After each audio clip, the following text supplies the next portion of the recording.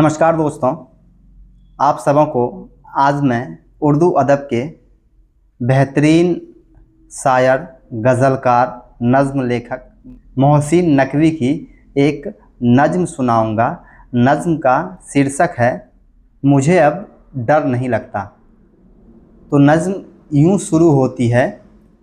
किसी के दूर जाने से, ताल्लुक़ टूट जाने से, किसी के मान जाने से, किसी के रूठ जाने से मुझे अब डर नहीं लगता।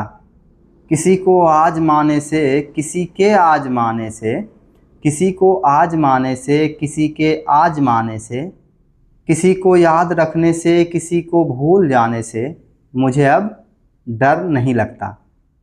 किसी को छोड़ देने से, किसी के छोड़ जाने से, न शम्मा को जलाने से, न शम्मा को बुझाने से मुझे अब डर नहीं लगता।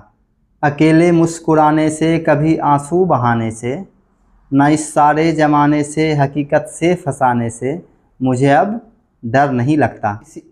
किसी की नारसाई से, किसी की पारसाई से, किसी की बेवफाई से, किसी दुख इंतहाई से मुझे अब डर नहीं लगता। न तो इस पार रहने से, न तो उस पार रहने से, ना अपनी जिंदगानी से, ना एक दिन मौत आने से मुझे अब डर नहीं लगता।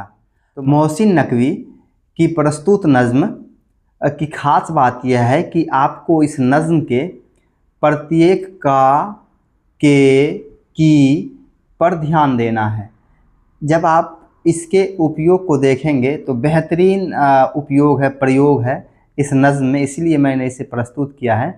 का, के, की के बदल जाने से कैसे नज़्म में एक जान आ जाता है और एक अंदर की जो इंतहाई दर्द है या फिर आप कह सकते हैं जो अंदर की सोच है, मन मस्तिष्क में जो चलता है उस पे इनकी क्या सोचने की प्रक्रिया है।